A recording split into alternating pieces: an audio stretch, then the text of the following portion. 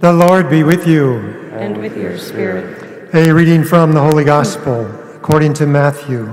Glory to you, Lord. Jesus told his disciples this parable.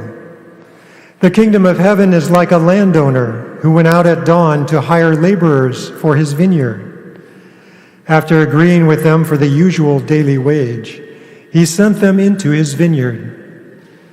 Going out about 9 o'clock, the landowner saw others standing idle in the marketplace, and he said to them, "You too go into my vineyard, and I will give you what is just." So they went off. And he went out again around noon, and around 3 o'clock, and did likewise. Going out about 5 o'clock, the landowner found others standing around, and said to them, "Why do you stand here idle all day?" They answered, "Because no one has hired us." He said to them, "You too go into my vineyard." When it was evening, the owner of the vineyard said to his foreman, "Summon the laborers and give them their pay, beginning with the last and ending with the first." When those who had started about 5 o'clock came, each received the usual daily wage. So when the first came, they thought that they would receive more. But each of them also got the usual wage. And on receiving it, they grumbled against the landowner, saying, "These last ones worked only 1 hour, and you have made them equal to us, who bore the day's burden and the heat." He said to one of them in reply, "My friend, I am not cheating you. Did you not agree with me for the usual daily wage? Take what is yours and go. But if I wish to give this last one the same as you, or am I not free to do as I wish with my own money? Are you envious because I am generous?" Thus the last will be first, and the first will be last. The Gospel of the Lord. Praise to you, Lord Jesus Christ.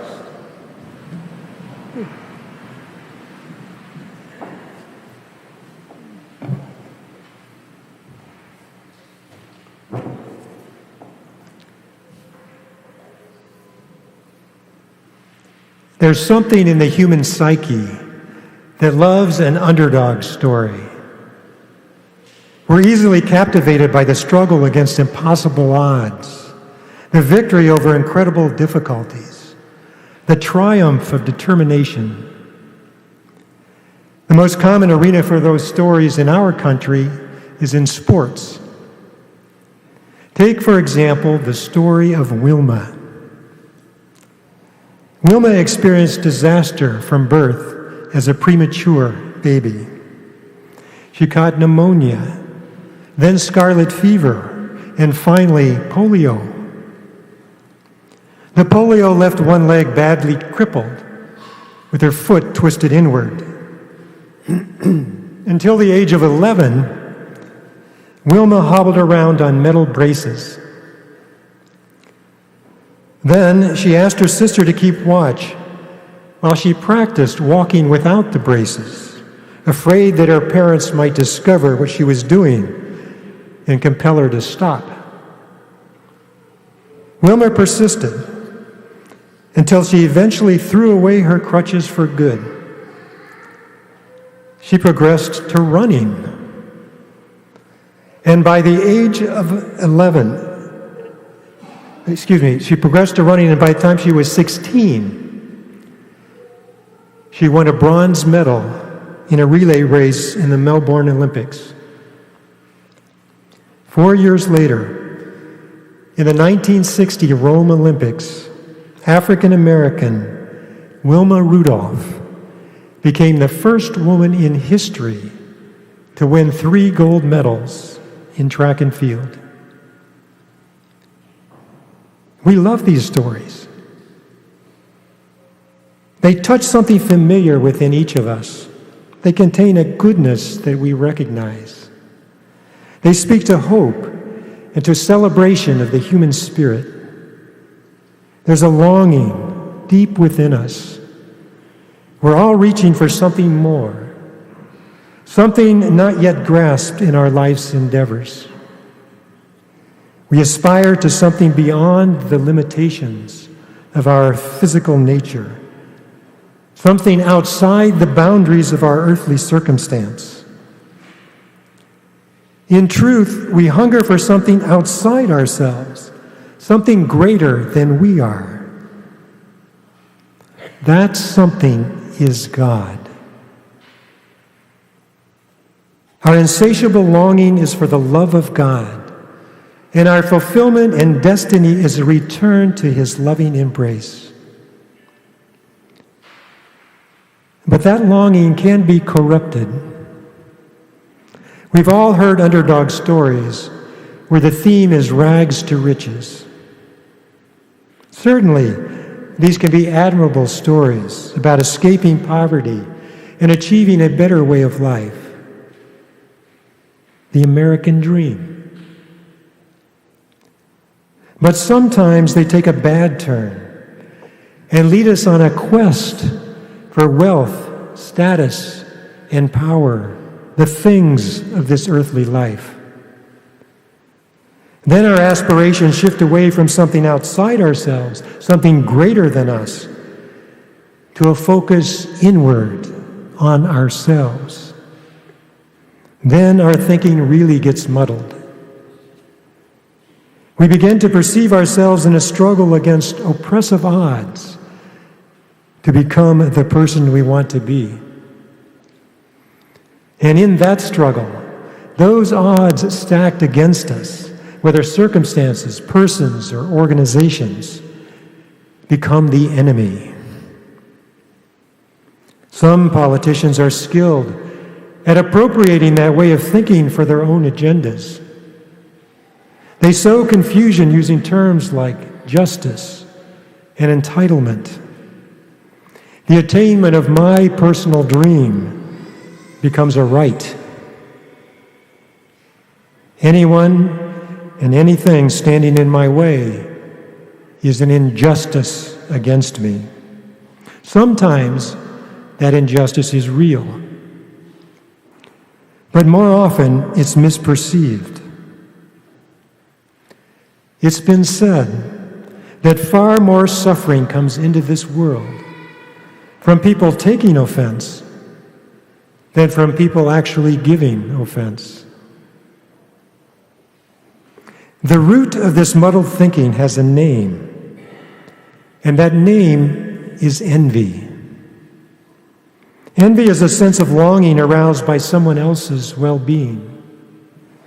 It's a sadness at someone else's good fortune. The church identifies envy as a sin, in fact, as one of the 7 deadly sins. By this is meant that it's a capital sin, a sin that inspires other sins. St. Augustine described envy as the diabolical sin. From envy comes displeasure caused by another's prosperity. It can lead to hatred of others, as well as arouse joy at the misfortune of others.